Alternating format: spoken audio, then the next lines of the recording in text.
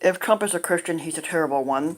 Um, is there anything freakier or frankly sadder in American politics than the seemingly blind allegiance of so many evangelical and Pentecostal Christians and conservative Catholics to a man as grotesquely immoral and dishonest as Donald Trump?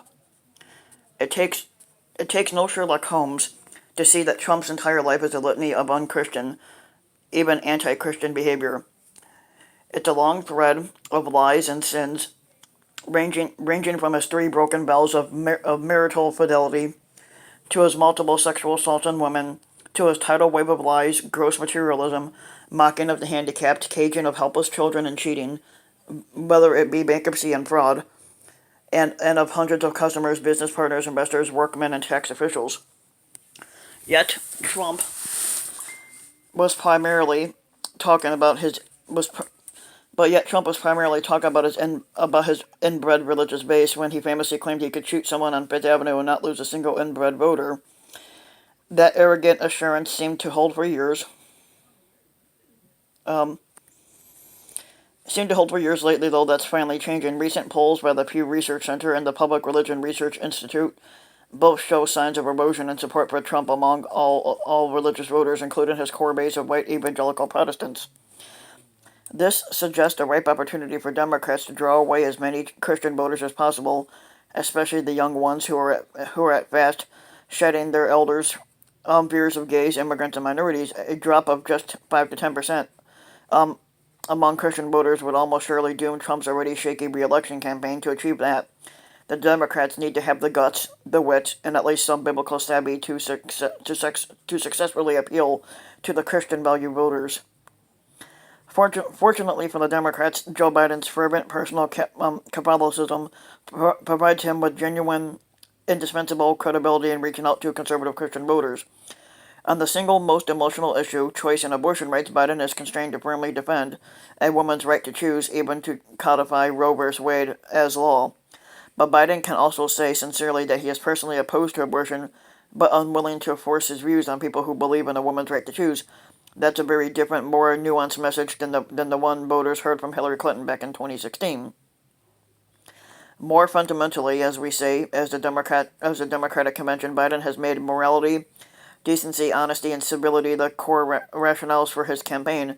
And while his quasi-religious appeal to restore the soul of America may seem hokey to some secular progressives, it will likely feel like a healing balm to most Americans, especially after 5 years of Trump's frenzied hate-filled screeds. Biden is also much tougher to demonize than Clinton. Few voters will ever see him as a potential oppressor of their religious freedom. Instead, like Bill Clinton and Barack Obama, two masters of the depth scriptural citation, Biden is likely to make subtle, emotionally moving appeals to religious voters who will recognize and actually feel that Biden's own faith is real. Some may even ask themselves, is the Bible to Trump just a photo op prop? Yes, it was. Democrats certainly should ask those questions repeatedly. There are plenty of active, articulate Christians who are also die-hard Democrats. They can and should ask passionately to the issue of which party's policies and candidates best reflect to a true Christian and biblical values. The good news here for Democrats is that no one who actually reads the Gospels could ever confuse Jesus of Nazareth with a supply side Republican, a hedge fund GOP donor, or an Ayn Rand libertarian. On the contrary, the Christ of the New Testament is an angry radical prophet squarely in the Hebrew tradition. He lashes out repeatedly against greed, selflessness, and the abuse of wealth. He is a passionate advocate of the poor, the weak, the imprisoned, the oppressed, the sick, the marginalized, which means the lepers, and even the foreigners, which includes Romans and Samaritans, among the Palestinian Jews he preaches to. Christ condemns avarice far more often than any other sin, and the biblical Jesus doesn't just ask, he demands that the wealthy share their riches and redistribute that wealth. You might say so, to lift up and dignify to the poor. It is easier, he says in Mark 10:25, for a camel to pass through the eye of a needle than for the rich man to enter the kingdom of God. Neither Bernie Sanders nor Elizabeth Warren could be any tougher on the 1%. Some secular Democrats may find biblical allusions and references to scriptural values uncomfortable, but the New Testament offers a rich vein of political and theological argument that religious Democrats should mind. We can and should challenge fellow Christians to justify the GOP policies that consistently help the rich grow richer while cutting economic benefits, health coverage, and even food from the working poor.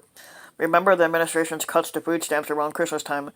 Ebenezer Scrooge would recoil in shame, but the truth is that simply detailing Republican social cruelties in a just the facts man fashion would show that party to be stunningly at odds with core Christian teachings.